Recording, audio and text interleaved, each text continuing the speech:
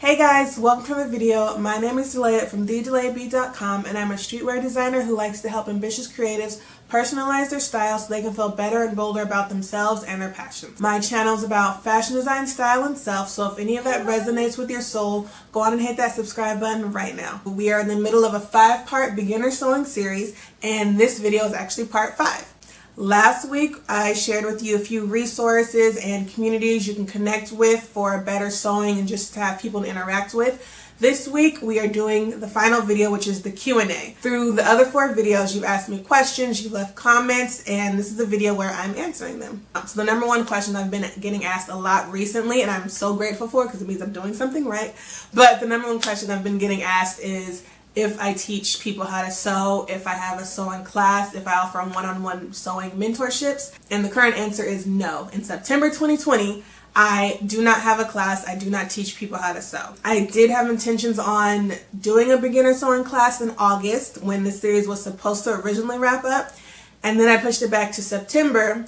And as I was trying to figure out how to get the systems in place and just figure out how to do an online class, it was a little intimidating, but beyond that, it's just my heart isn't in it. I don't feel called to teach at the moment, and I felt like I was forcing it, and I was only doing it for the money and the income, and that's not the energy I want to put out there. So I put a pause on it for now. That's not to say like it won't happen later. Who knows what October and November offers, but as for now, I'm not offering a class. If by chance you only see yourself learning how to sew from me, again, greatly appreciative. Thank you. I feel special. Go on and subscribe to the channel because I will notify all my designers here when that happens. Ooh, can I call you guys designers? Because you know we're like designing our best life here. Let me know in the comments what you think. Can like my subs be designers? I don't know. Let me know. Let me know. The second question, which was technically a comment that I get, is how do I get back into sewing? Under a lot of my videos, under a lot of the sewing videos, I get the comments like, I used to sew, I learned way back in middle school, or it was something I used to do but don't do now, would love to pick it back up and things like that. So again, I think I said it in the first part of the series, in the first video, which was how to get into sewing. I'll leave it in the description. But basically, if you want to learn how to sew, if you want to get back into sewing, it is very possible. There's nothing, as far as I know, I don't know your personal situations, but there's nothing holding you back to learning how to sew, to getting back into sewing.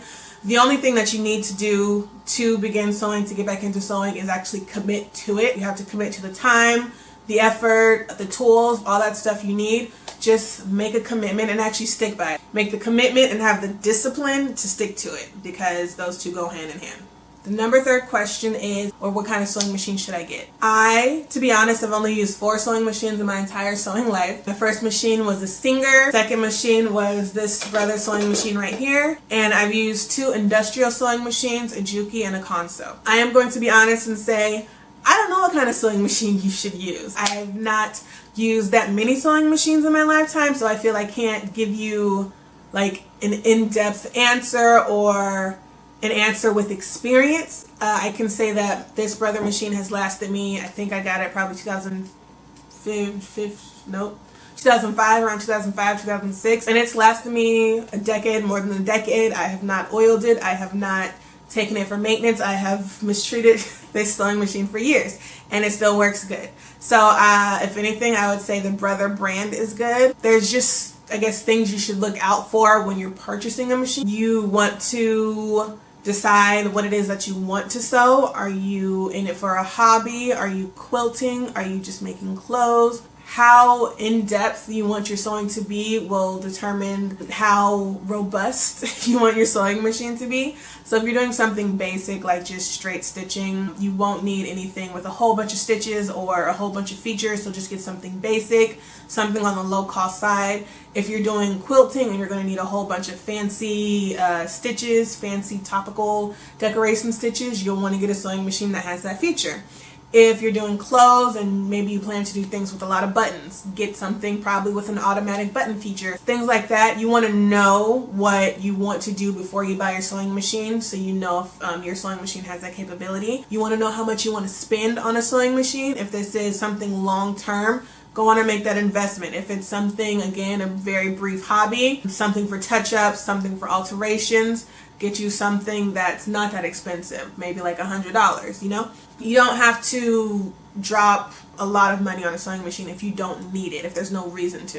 Have an idea of what you want first, like your intentions, and go from there. And then also look at YouTube videos, because there's a bunch of YouTube videos. I'll link to one below from With Wendy. She, I believe, tested a whole bunch of sewing machines, and maybe that video will help you out in choosing a machine. Another question I'm asked is, can you make clothes for yourself, and do I make my own clothes? So the answer to that is yes. Yes, you can. If you know how to sew, you can make your own clothes, and I have made myself some clothes. If you follow me on Instagram, you will see that I've sewn myself, I think most recently was a skirt, a 2-tier maxi skirt. And I've also made my cousin some clothes. If you follow the channel, a duster blazer with ostrich feathers cuffs. I made my god niece a princess dress. So yes, I am capable of sewing clothes for other people. I would like to make my clothes a lot more, which I am doing. I have been making myself more clothes. It has been something I have been doing. I guess would just like to do it faster, increase speed so I can get, you know, more clothes for myself and maybe even build out a wardrobe. But yes, I do make my own clothes. If you learn to sew, yes, you can make your own clothes too. Another question that I get is, why would you sew your own clothes if you can just buy them from the store? And this is true. Everyone is very capable of buying their clothes from the store. I buy my clothes from the store.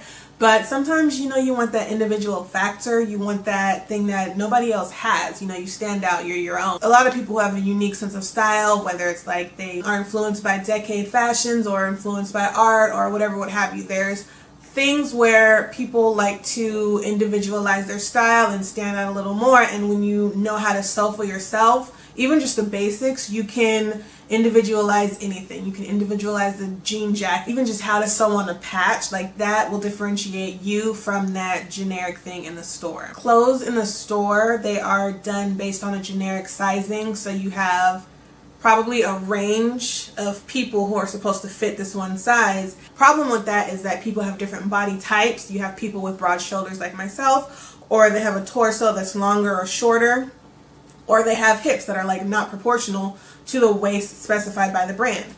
Brands have to fit a lot of people. If you're able to sew, you can either A, alter the clothes, buy them in a bigger size, and alter specific areas that'll fit your body, or B, just go on and sew it yourself. So you have whatever's in trend or whatever you like, you can sew it for yourself and make it for your body type specifically. And that way you're not held captive to what's only available in the store.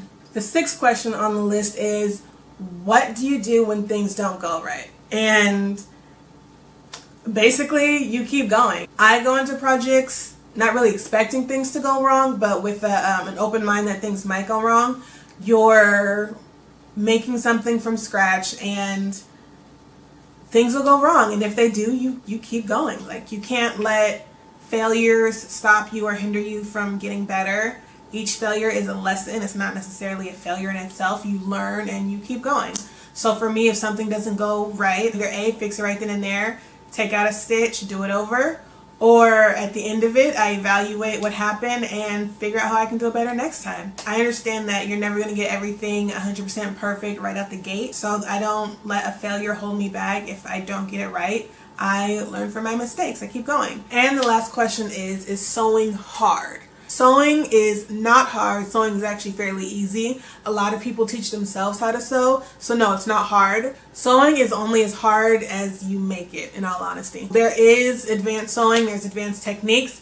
You should not start there. You should start with what you know, what you can do. Like, if you're just starting out, you shouldn't be going to advanced things. You shouldn't be trying advanced pocketing. You shouldn't be trying advanced sewing like blazers or corsets. Start off with some easy things, basic things, and then progress. It'll seem less challenging, less daunting. You can learn through YouTube, learn through books, learn through other people. The more knowledge you get and more experience you get, the easier sewing will be going down the line, and then all you have to do is practice. So no, sewing's not hard. It's just how much are you willing to put in it to learn, basically.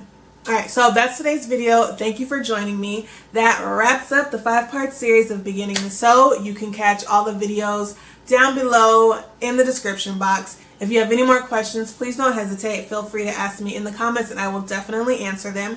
If there is any type of video that you want to see, also let me know that in the comments. Next week we are continuing with the sewing videos, and it will be featuring the maxi skirt that I talked about earlier in the video, the 2-tier red maxi skirt. So if you want to see that video on how it came to pass, hit that subscribe button and the notification bell so you can be notified when it drops. Until next time, guys, stay safe and keep designing your best life. Bye.